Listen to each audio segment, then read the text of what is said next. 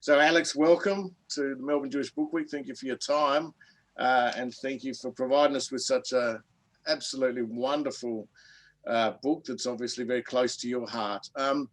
It's a book about an extraordinary friendship. And as I was reading, I didn't know whether to feel bereft or grateful that I didn't have a similar friendship with anyone. I mean, it's so tight and emotionally and every other way. Can you describe the friendship and perhaps was it worth it? Yeah, look, I don't have any doubt about that at all. It's been Max Blatt has been for me a moral guide in my writing all my life, all my writing life. My writing life began in Melbourne, really in the early 60s, about 61. Okay, you look at my biography and you see he didn't publish a novel till he was 51. Cool, not a problem. Because we were doing something, I say we, meaning Max and I, there was a vision. His vision for the nobility of writing. I have to put it that way. That's the way I read it at the time. That's the way I felt it. But what he introduced me to was a sense that writing could be a noble pursuit. And for this, you were going to need some sort of commitment and preparation of a quite extraordinary kind. And his examples were writers who he knew and writers whose work he admired. And he'd been through so much trial, the trial that he'd been through in terms of belief. When I was talking to Oleg Glashkevich in Wrocław, which was Breslau, Max's old town where he grew up, and Oleg was at the time, he's not now, but he was at the time the chairman of the Jewish community there, and he and his wife Benta, the Benta Khan Foundation, had restored the only surviving synagogue, the White Stork, and they became close friends and visited us here twice and stayed with us. He said to me, look, it's not such a big deal, Max, reading Hebrew, going to the yeshiva, learning to be a rabbi, which was astonished me. It really blew me out of the water, that one, because I knew Max as a non-believer, and I knew him as a politically sort of scarified and cleansed out and totally non-believing in the nobility of politics or the nobility of religion, if you put it that way. But he retained a belief in the nobility of writing, the possibility of it. I'm not saying the realization of it. I'm not suggesting that I realized his dream, God forbid. I mean, I don't think we ever realize our dreams. We work at it, we do our best, and then we go away or fall down or tip off the chair or something. But the image, the vision that he gave me was one of uncompromising commitment to an ideal. And I was ready for that. I had a sense for it. And his recognition of me as a person who might be able to achieve that, that was critical. It was like he switched me on. He said, yep, go for it. Rather like, in a sense, when I came to write this book and I met Kitty Altman, a woman in her 90s then, early 90s then, who was mentally 120%, and she kind of switched me on again. I needed it for this book. I was very anxious about entering into the possibility of searching for his early life. The whole thing was scary. I hadn't done a long non-fiction work before, and I hadn't done anything about the Holocaust, except peripherally and glancingly. A book like Landscape of Farewell refers to it without ever referring to it. Things like that. I'd done that. I was certainly highly aware of it, but I was also highly wary of it as not my field. And Nikitia said to me, you know, when I said, well, you know, Max wasn't in the Holocaust, she said the Holocaust was in him. And when I said he wasn't in the camps were in him. And if you ever met Kitia, you would know that she was a powerful voice and a powerful intellect in a body that had pretty well had it. And I know something about that. I'm 83 now, and it's the death zone, the 80s usually. I mean, she made it off into the 90s, good on her. But this is where we humans die, in the 80s.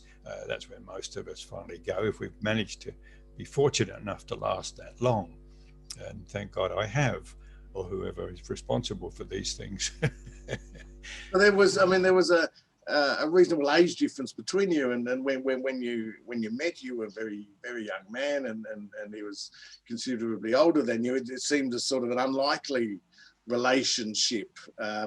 You know, did you see? And you talk in the book. You mentioned in the book somewhere that in some ways, or somebody mentioned that he saw in you as a sort of father figure. And I'm wondering if it sort of worked both ways, or you know, what was it that brought you two together at the very beginning before he saw in you that sort of writer potential? It just seems so unlikely in a way. Yeah, I mean, I've written quite a bit about relationships between men that have been described as unlikely. And but like, for example, in the landscape of the relationship between Dugald and the Aboriginal leader and Max, the German academic, historian. No irony there. None at all. Max pops up quite a number of times. He bogs not just in your life, but all over your books. And yeah, I mean, it was, people said, yeah, an unlikely relationship. It was, but in a sense, I was the Max of that story. And I've had friendships with men that have been critical to me, and Max was the most critical, I think, and with women too, of course. But Max was not twice my age. He was my father's age. He was in his mid-50s, and I was in I think I was 21. It was the year I got married, I think, when he and I met. And I had conceived this ridiculous idea of becoming a writer, becoming a novelist. From the position I occupied at that time, it seemed most unlikely. Like it was like the cartoon in the New Yorker, where this poor little bugger and his little motor car, you can see it's a little old-fashioned motor car, and there are flyovers and freeways all around him, and he's trying to get some fuel at the servo, and the guy's saying to him, "You can't get there from here." And that was the message I got whenever I suggested to people who might know that maybe I could be a novelist. You can't get there from where you are. You were in the wrong spot. You had a really crap education and very little idea of what it was all about. I still have, in a way, very little idea of what it's all about. Nothing's changed in a strange way, but I kept at it. And Max saw me as somebody immediately who, an acknowledgement. Look, I mean, I don't know, these things are mysterious, aren't they? Why do people fall in love? Why do you see a woman walking along? I saw Stephanie, my wife, we've now been together nearly half a century. I saw her walking upstairs among a whole crowd of people. And I knew she's the one. It's bad luck for me because it's not going to happen, but still, she's the one. So how do you know those things? There's not just their appearance. There's something more going on that I prefer to think of as we only have 5 senses. Come on, you know, there is a lot of stuff going on we don't know about. But look, honestly, sorry, Nicholas, I've forgotten the question. No, we'll you've covered it. You've covered it. We'll just sort of. Did I? We'll keep going. Yeah, no, you've covered it. We'll move on. It's just great having a conversation. Let's not. I don't mind if you divert from the questions whatsoever. Everything you say is relevant. So I'm just wondering, like, most. Your smile is a help. Thank you. I find myself drifting. I don't think in the times I've interviewed you, I don't think I've ever had you actually answered the question as such, but that's what I love about talking to you so much. We can go anywhere.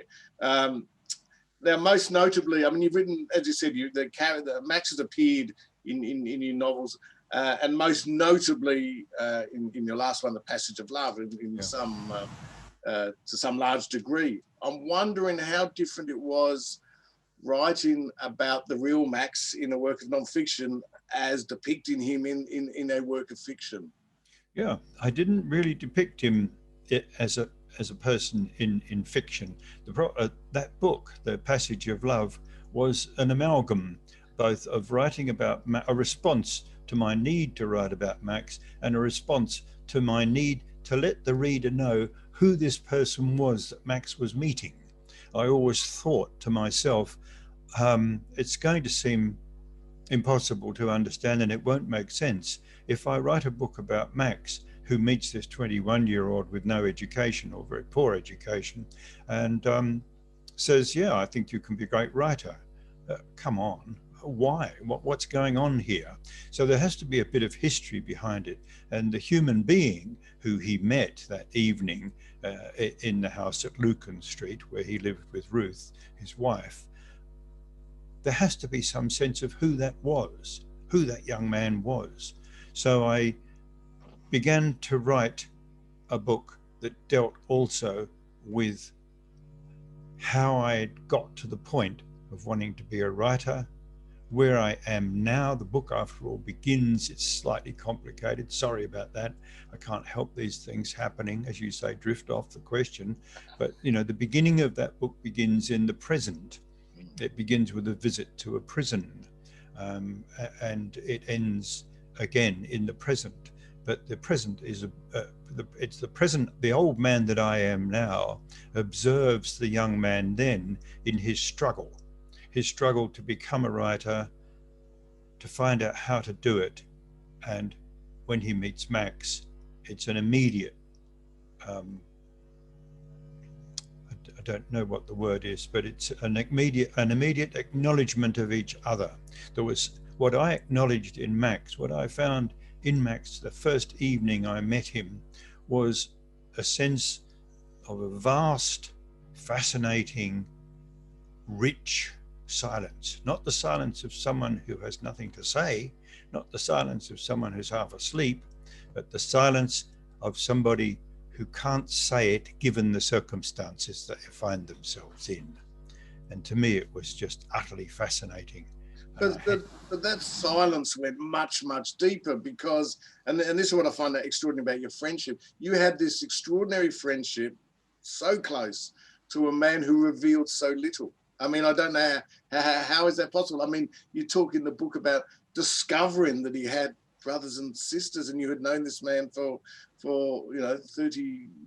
Oh, that's a big deal. That is just, yeah. I mean, his family. That's silent. I mean, how does that work in a relationship? Do you feel as if sort of, I don't know, let down because he didn't reveal things? No. How does that work? I mean, you've read the book, and Max couldn't talk about his childhood and his family. He didn't know what had happened to his family. Sure. He didn't have the history. When I met Liat Shoham, his niece in Israel, when we met by phone initially. She called me after I'd written an email in response to their request, which had been sitting up on its site for 20 years. Anybody know anything about Max, you know? Anyway, when I wrote that, and half an hour later got a response from Eva Florsheim, who was running the thing, and it's a very close friend, a lifetime friend of Liat's. Liat rang me, and she said, do you remember me? And I was totally nonplussed. She sounded like Max. I mean, weirdness. She was a woman. I'm not Jewish. I don't have a German accent. But she said, "You sound like Max too." You know, I mean, it was kind of magical meeting where the dimensions shift and change, and you're dealing with something else. The fact that she said we met. You know, I was 15. I was staying with Max and Ruth for a year, doing my schooling. And whenever you were coming to see Max, which you did frequently, he would ask me to take my homework into the back room so you could have the front room to yourselves. And yeah, we'd sit there talking or not talking for many hours together. She said, I used to try to get to the front door first to see you, you know. Do you remember meeting me? I didn't really. I had a vague, once she started talking, I had this vague sort of partial memory of a girl standing in the doorway. It's like a little painting by Hammershaw, someone like that. An anonymous figure in the doorway. Yeah. And it was lovely to remember that. And finally we met again after 50 years or more. Yeah, she knew the other side of Max. Blatt gave me the family archive.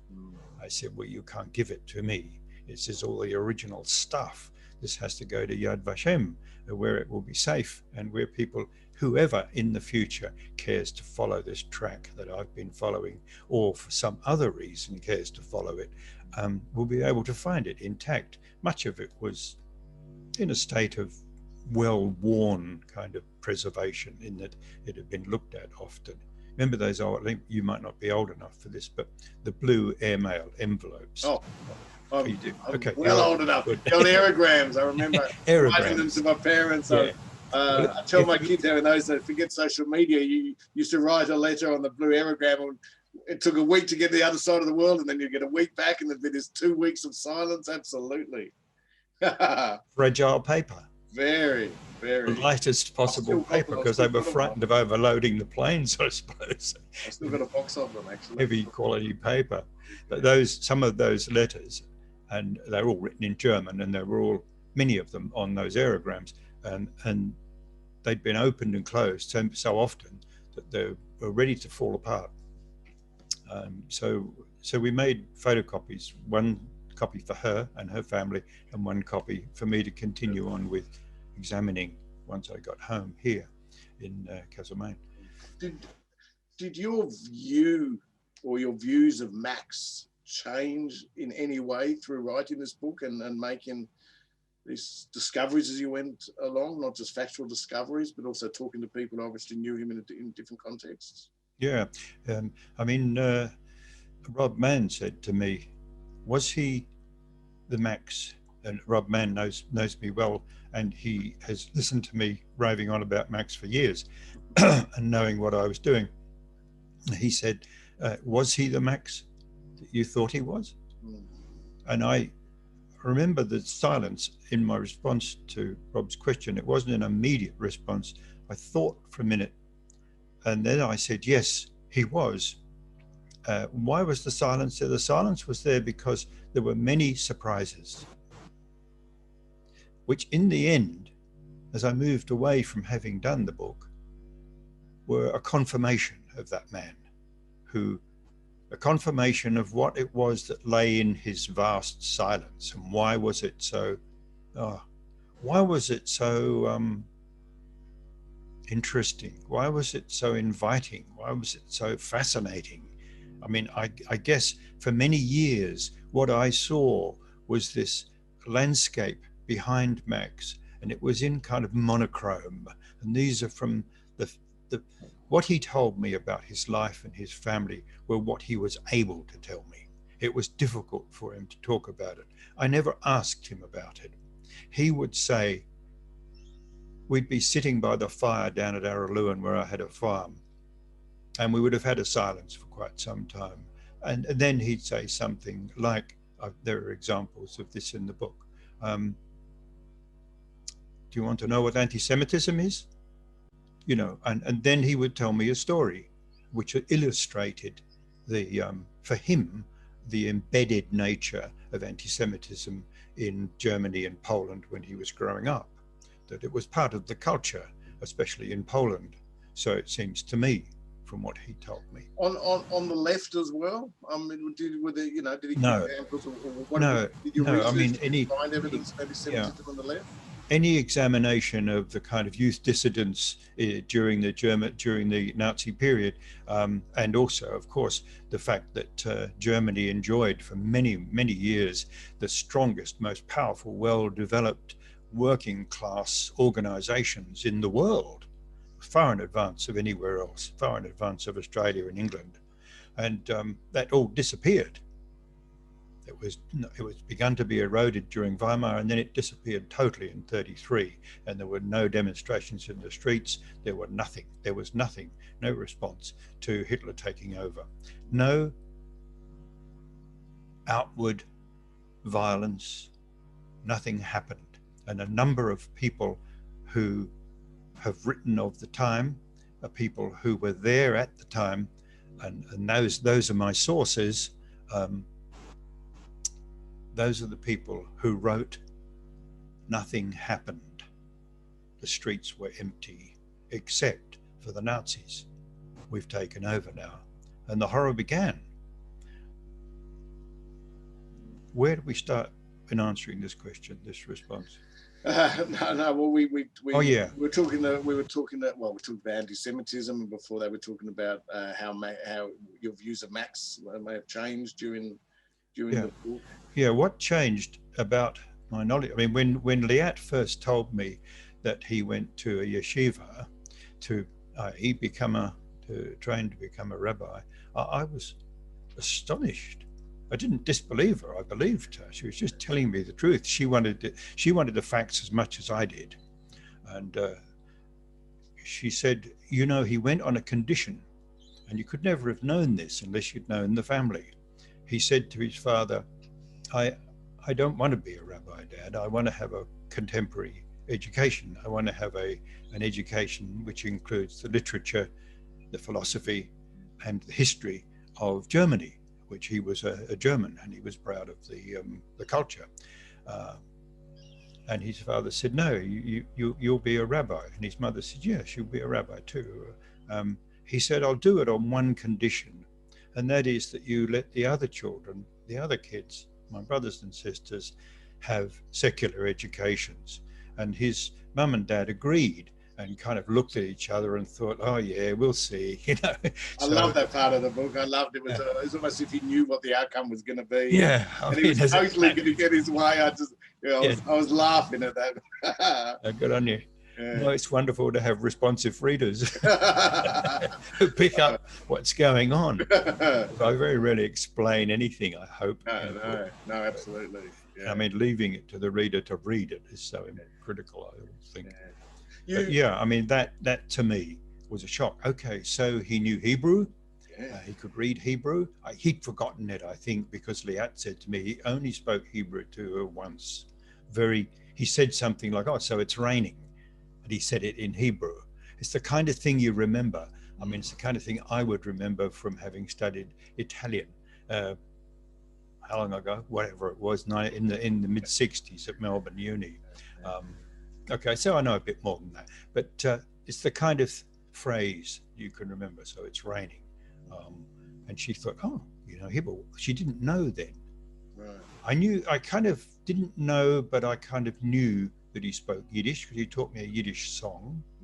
Mm-hmm. We all sang songs of Leonard Cohen and played guitars and felt mournful at that age. Part of the delight of being young was to be unhappy, and so we did all that in the darkness of our souls or whatever they were. And he taught me a song in which I didn't actually know was Yiddish. I thought it was probably German, and it was Arnold Zabel who, when I sang a line from it for some reason, God knows why I did that, but I did. And he said, "Oh, you speak Yiddish?" I said, "No, I don't. Definitely not." But he then said, "Yeah, well, it's a famous Yiddish song. Arnold knows everything about it." Yeah, indeed. Yeah. I mean, you mentioned Arnold there, and there were a number of people. In fact, you note many times in the book the way that the ways in which coincidences, or as you put them in the book, an unlikely series of connections sort of led to further discoveries. And you find this somewhat wondrous. In fact, you describe them as magic of the simply true. But isn't that just how our lives work every day of the week? I mean, isn't that how, what was, I mean, yes, they were amazing, but, you know, I don't know. Our lives work that way anyway, do they not? Look, if I was writing a fiction, I would never have invented these connections and coincidences. You know, it would have become a bit unbelievable as fiction. Yeah. As fact, and I was assiduous in following the facts because I knew if I didn't, it was what I wanted. I wanted to know what really happened. So his family too, it turned out, gradually pieced together the members of the family. And when he went to Israel himself, and he'd said to me once, and we were on the farm together at the time, and he said, "I'm going to Israel." And I was a bit surprised because he'd never mentioned Israel before. And he said, "I have family there." This was him talking about family. He said, "I have a nephew. I'm going to see him." What he was going to Israel for was for the nephew's bar mitzvah, but also it was for a reunion with his brother, Martin. I didn't know he had a brother called Martin when I wrote Landscape of Farewell. So yeah, I was going to say about coincidences. Tell us Message about of Love. Yeah. Tell us about that. Yeah. Yeah, I didn't know he had a brother called Martin and a sister called Birta, and I called him Martin in the book and Birta his wife. So yes, God knows amazing. Where. I mean, why? I don't know. It was just. Was it just coincidence? Steph, my wife, reminded me that Birta was a woman who was the wife of a chap who had a cafe in Gärtnerstrasse in Berlin, which we used to enjoy going to. He was a young man who started this cafe, and it was a struggle for him. And his wife was a much more interesting person and demanding of life, and her name was Birta. And I thought, good name. So I used that name, and it just turned out that was the name of one of Max's siblings too.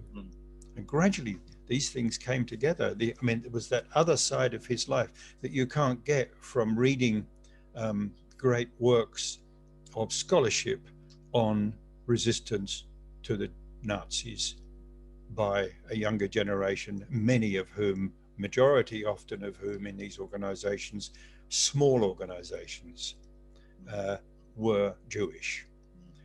People like Max and his comrade, Jakob Walker, and those people, many of them were Jewish. Many weren't, but many were. They were the backbone, really, of these. And you can imagine why. But also because of not only anti-Semitism, but also because traditionally the Marxists and the left wing, the people who we would think of as advanced thinkers today, they tended to be on the left, as always. Where are they now? Where are we now? I don't like to claim to be on the left, but I don't know where I am really, but I know I'm not on the right. Yeah, that's right. That's about it. It's very interesting what you say about that. It wouldn't be believable in fiction. You couldn't write in fiction. I know a couple of times when I've been teaching and I've had students give me a work of fiction, and I say, and I point to something and say, this is too unbelievable. You cannot put this in. And they say, it actually happened. And I said, but it's not going to work in fiction because people won't believe it. Wonderful. Say, how does that work? But I know exactly what you mean. It's so true. No, that's absolutely true. When I was teaching at La Trobe briefly, students would say, but it happened. And I'd say, that's no excuse for making a fiction of it. That's right. Whatever. We expressed it differently. In terms of, you obviously researched the book for a very long time. There was so much going on and there were huge gaps and stuff. The actual writing of the book, how long did that take, perhaps in comparison to say, a work of fiction? Works of fiction have taken me anything between, say, The Answers to Games. I spent 10 years on that, 5 years on Conditions of Faith. A lot of that was research and reading too. 10 weeks on Coal Creek, which was a gift. Oh, yeah. It varies enormously. It's like, how long does a relationship last? How long is a piece of string or whatever, that sort of silly thing. But yes, I haven't written I've written 12 novels and there's a kind of link in them. There's a secret link in there, which I think I've kept to myself so far, and I haven't seen it referred to anywhere. But there is a secret link in there, in the sense that they're all about the same thing, which is my little thing, you know, what they're about. But how long they took, it's just varied enormously, and I can't was tell this you. different? Was this not? Was the non-fiction, was writing it, the non-fiction book, different in Yes, terms of length and also in mindset? it was different in the sense that, well, different in the sense that I had to find what it was that linked these.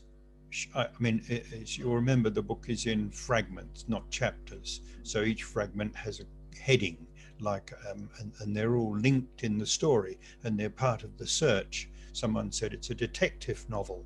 It's not a novel, for a start.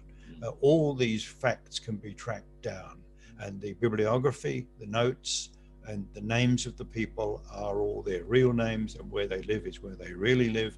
And if anybody wants to check any of my facts or follow this material, they can. And that's part of the responsibility of writing non-fiction, I believe. You leave a trail. Academics leave their trail at the back of the book, and they leave it there for one very good reason. People may wish to check. If you make a claim and it's in non-fiction, you have to leave a trail to support that claim. Can I have a source for that? The question is always, yes, I can give you a source for every claim in the book, going from meeting Kitty Altman or meeting Alex Skovron and talking about it until the thing was finished.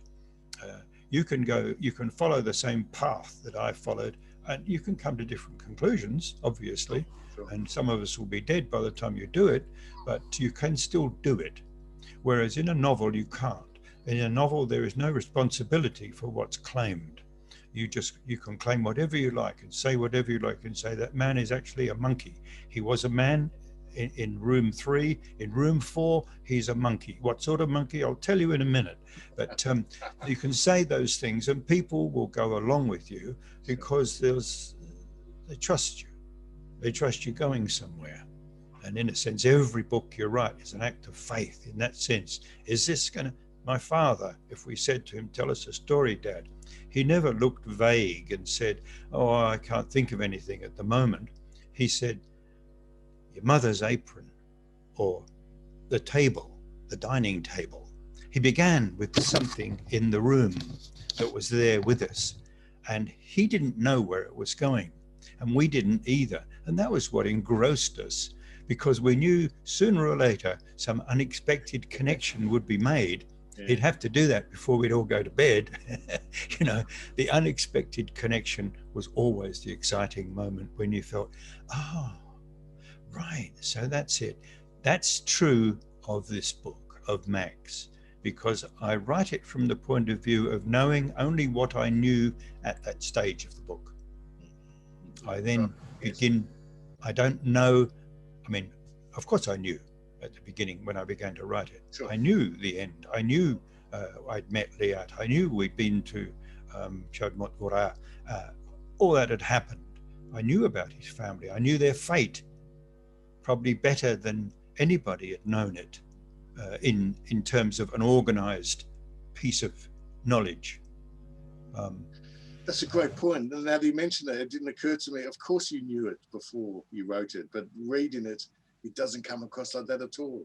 You're absolutely right. I thought I've got to take the reader on this journey with me. Yes, That's what this book is about. It's so obvious, but it's not. It is obvious now that you mention it, and it didn't occur to me. You keep it well hidden that you knew any of what was going to come. Well, I thought if I'm going to relive the story of Max emerging from his silence, and I made one assumption, as you know, in the book about why his silence was there, and that was after reading Jean Améry's book, To the Mind's Limits, in which he talks about and says wonderful things, like wonderful, terrible things, like if a person has been tortured, they can never again feel at home in the world. The implications of that were enormous, vast, and that had a huge influence on me, that book, because as you know, Jean Améry then committed suicide after he'd finished the book. And I kind of wondered then, why didn't Max commit suicide? Because I was thinking his silence was a result of the torture. That's right. It wasn't. No, that's right. It was something else. Say, And it was say Oleg, yes. I suspect, who kind of picked Oleg in Wrocław. His father had a very similar history to Max's. And Oleg was brought up as a Jew in Russia and then in Norway and Poland, and spent his life being Jewish and having a father who lived to be 100 and all that. And he knew all this stuff. And when he was fascinated by Max's story, and he wrote this wonderful letter to me, email, of course, which is what we do today, and in which he said, there's something, it's not that, there's something else. Max did something, or something happened to him for which he was ashamed, or for which he is deeply guilty, or something that he can't. He said, I don't mean he became a spy for the Soviets. I don't think it was anything like that. But he'd intuited, because of his belonging within the subject. Oleg belongs within the subject. I don't belong within the subject. I'm a participant in it, and someone who loves the story, someone who has paid his dues, if you like, to it, and to our friendship now that the book exists as an actual story. And he was the one, though, who saw this and put me into a state of mind where I was more ready to accept what Liat was able to tell me. Yeah. And the silence came. His silence was totally understandable in the end. Absolutely. And it's not to be covered by a simple statement like survivor guilt. No. And you covered very well in the book. It becomes obvious. It becomes obvious. Just a question on the craft of writing. One thing that I found astonishing, and I want to know how you did this. You describe places from 30 years ago or whatever with such detail, a particular day, a particular crispness in the air, particular scenes, people, 30 years ago, quite a number of times, astonishing detail. Did you take notes at that time? Do you every night do you take notes about this and that, or do you have an astonishing memory, or do you make that shit up? Yes, all three. Okay. Everything. No, it depends. It depends. I mean, so much of the book comes from memory, documents. I mean, where documents are required, they're there. And No, it's not the documents I refer to. It's just no. It's just scenes and descriptions of people and places and stuff. It's just it astonishes me. Give us an example. Oh, now you're putting me on the spot. Well, I am putting you on the spot, because if you give me an example, yeah, I can will.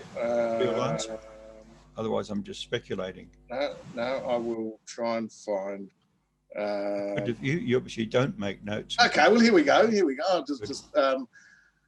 I was seeing Max once again that winter evening in my cottage on the farm in Lower Aurelian, seated before the hearth, the flames casting their flickering light across his features, his body tensed against the inhibition of his soul as he confessed to me that his spirit had been broken, etc., etc. That's an example just by picking the book up anywhere. But there's other sort of examples like that where you go back in time and you talk about. I think there's one where you even talk about sort of cattle in the fields and things like that. I mean, do you close your eyes and remember, or is it just a sense of something you're describing and yeah? If you asked me to describe the kitchen, living room in the cottage at Araluen, I could do it. I could describe exactly what was in there, what was on the walls, what was in the fireplace, and the quality of the wood that I'd brought in myself to put there. I lived with it intimately for years, and much of that time alone.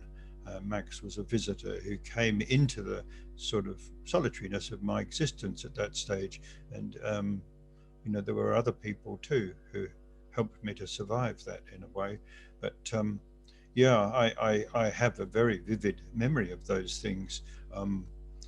I went back to that cottage for the first time about 2 years ago, before the fires, and I asked a neighbour who had settled on some of the land that I'd had, and they'd been there since 1854 anyway. They came back, and I said, "Do you think we could go down?" Because obviously the cottage has been owned for the last 50 years by somebody else. I said, "Do you think we could go down and have a look at the old place?" And she said, "Yeah, for sure." He's a weird sort of a guy, but yeah, it'll be okay. His dog won't bite us. So we went down there, and the cottage had been changed totally, but I could put it back in my mind as it had been. I stood there and described to her, and she'd known it intimately as a child, and I described to her what it had been like, and she had tears in her eyes because that was what she remembered too. Yeah. So it wasn't, I mean, obviously we can't claim for our memories as people tend to. I mean, if you know a married couple, they've been together for 30 years or something like that, and one of them says there were 6 men who were all stealing this. No, there were 2. There were only 2 men there. And immediately the other one butts in and corrects the trajectory of the story and destroys it. Yes, that's right. Exactly. You know, I remember. No, I remember quite clearly. So I'm not making those sorts of silly claims. No. But for some things in our lives, we have vivid memories which we can test against other observers and experiencers, people who were there. And sometimes we don't. So, I mean, remembering Max sitting in front of the fire, he was a rare visitor to me, and a super special visitor. There wasn't anybody else like that for me in my friendships. Very narrow sort of levels of friendship. I had no literary friends at all, none. Max was my only contact with that world.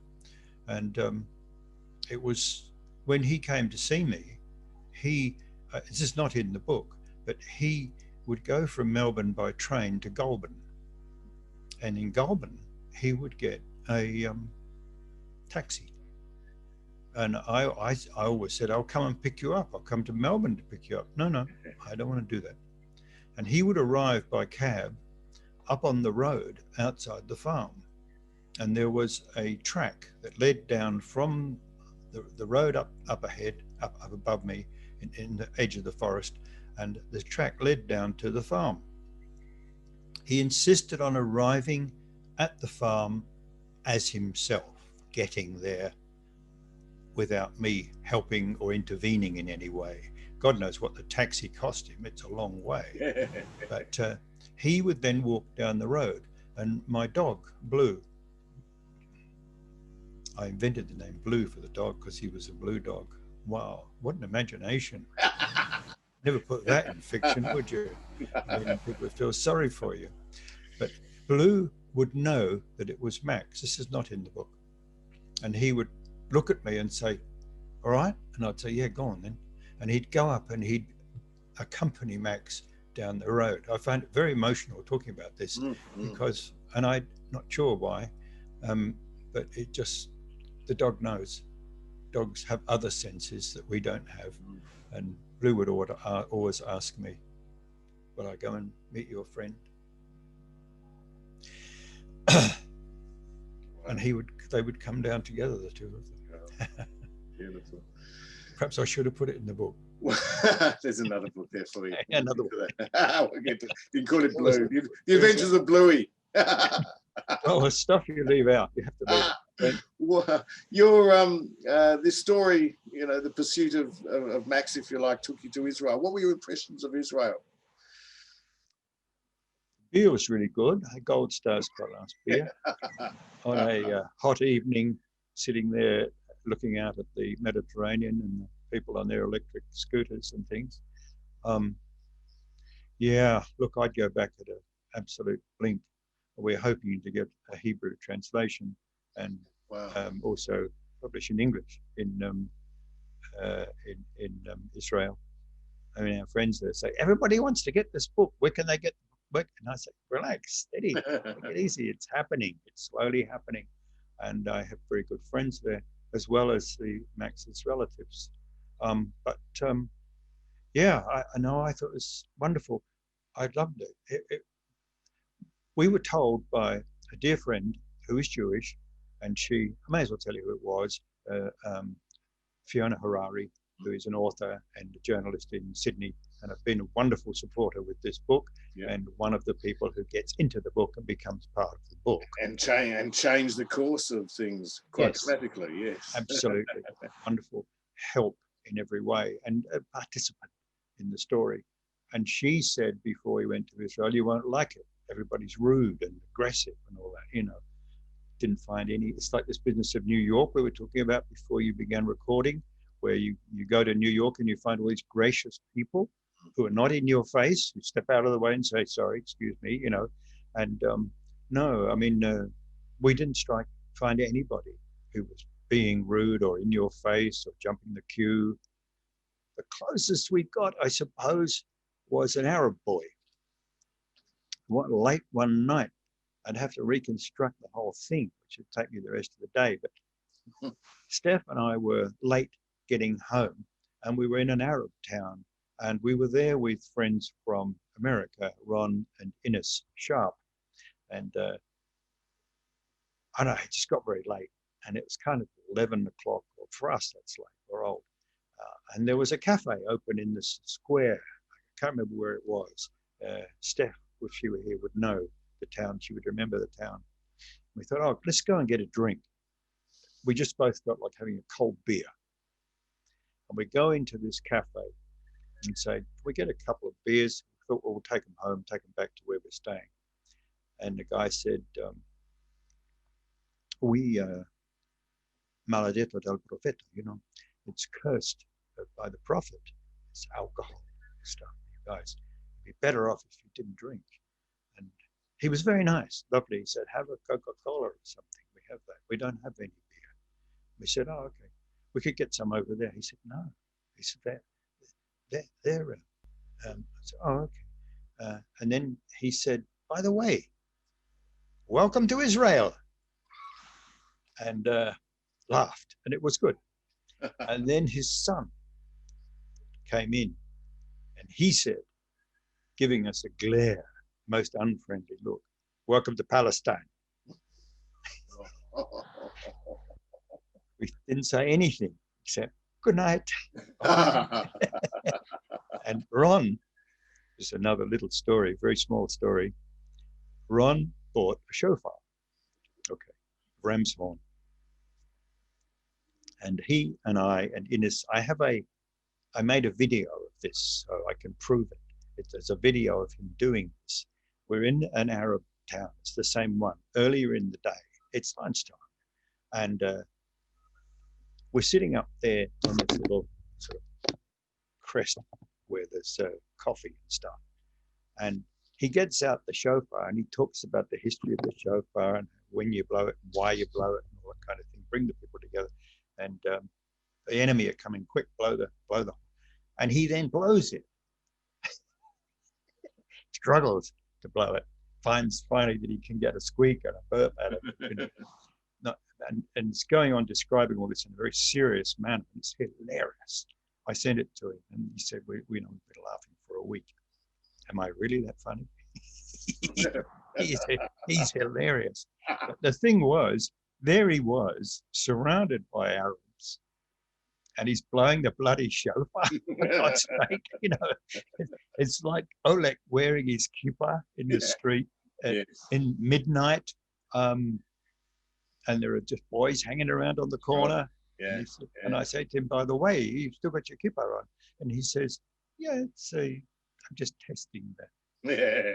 Testing the atmosphere. I love that scene too. Yeah, I mean, nothing happened good. But he's again. There's that thing, you know, and Yossi, Liat's brother, he said, Steph said something about many of the Arab towns are just Arab towns, and there are no Jewish people in there, as you probably know. But and Steph made some comment about this, maybe in the car when they're going along. And Yossi said, it could all come unstuck anytime. It could all fall apart. It's, you know, and it was a sort of simple statement about something very complex. Mm, mm, mm. And it was there, but we weren't intensely aware of it. There was no gunfire up north of the Dan River. When we went to the Dan River, it was silent. There had been, the war was going on there, and, you know, right up until a week before we arrived. But then it had gone quiet. There'd been a lull, a ceasefire or something for a while.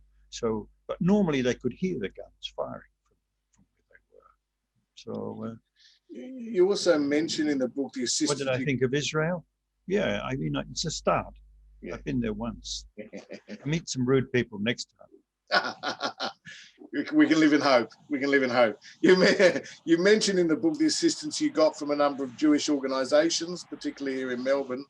Can you name a couple of them and sort of tell us about the assistance you got? Yeah, well, in Melbourne, one of my first stops, pretty well first stop after talking to Alex Coveron about it, and Alex is an old friend, was to go to the Holocaust Centre and ask about meeting somebody from Silesia, where Max came from. That was my kind of first stop. I'd like to better talk to somebody. Imagine if there's somebody who's still alive even, you know. Okay, so that was where the friendship with Kitty Altman came through.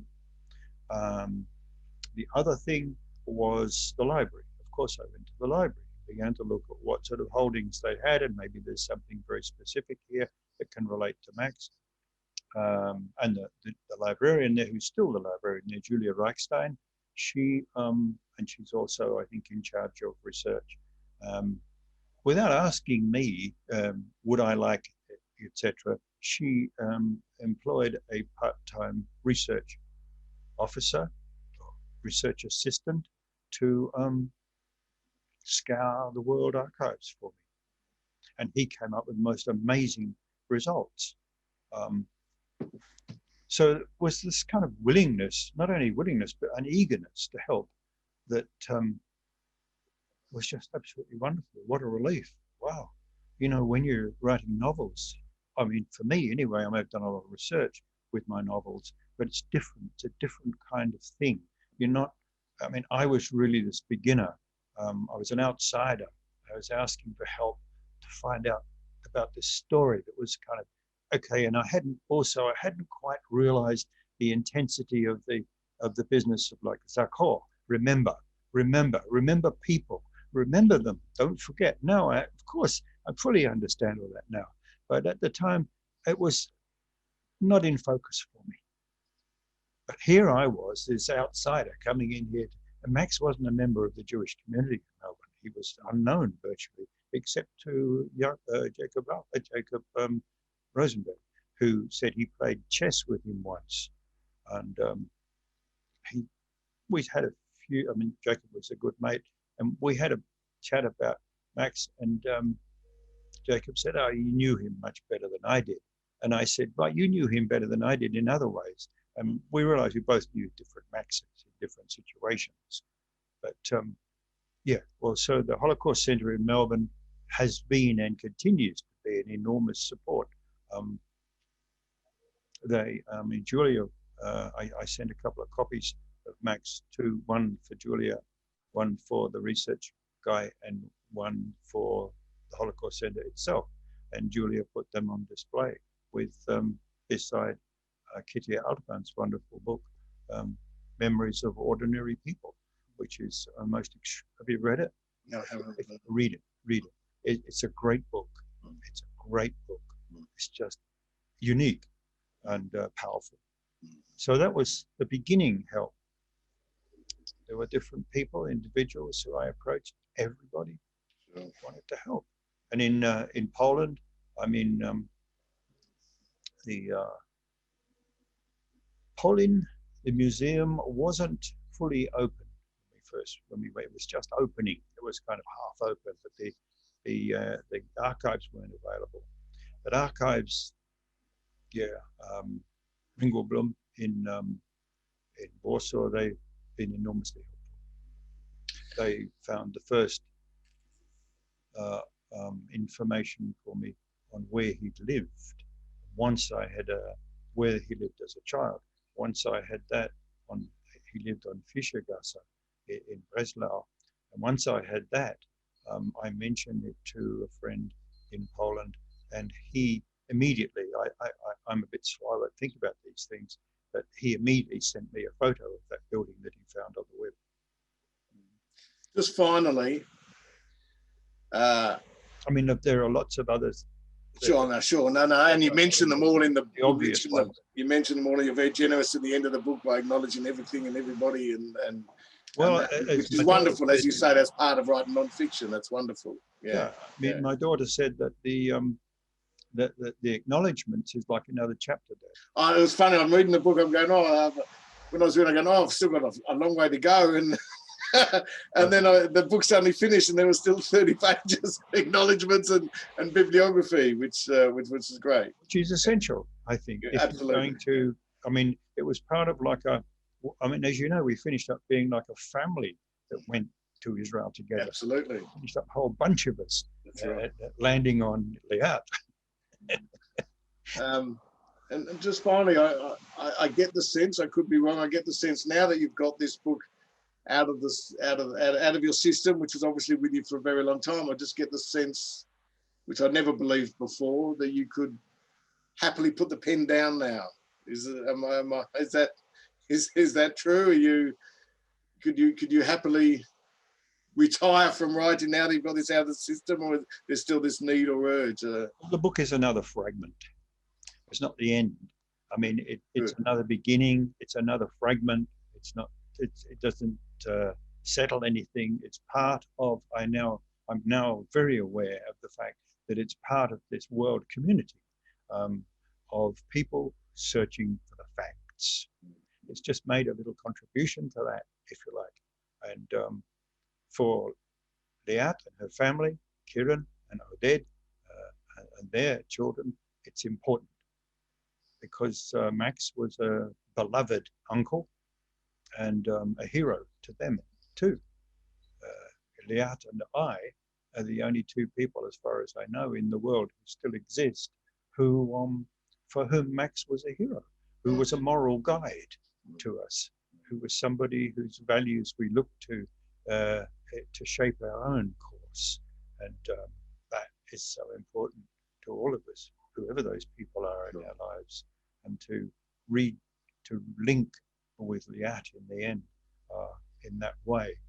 There weren't any words for it, mate. But can you as an author now stop writing now that you've finally got this out? Could you see yourself stopping now? My youngest granddaughter, who's 10, who stayed with us last night, and having breakfast this morning, she said, she looks at me, Dad, Granddad, your eyes look tired. Are they tired? I said, yeah, they're a bit sore today. You should rest them. I said, yeah, okay, I will. And like it was good advice. I got a book just arrived, and I normally rip straight into it. And I was ready to start work out here. I'm writing a novel. You'll be astonished to hear.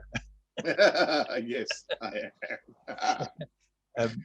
Which has been on the cooker for a little while, and it had its origins with something Steph was doing in her work some years ago, a pretty scary sort of thing. And I finally thought I should write about it, and I don't want to write it as fact. I don't want to repeat that sort of journey. I'll allow it to enter the mysterious sphere of fiction.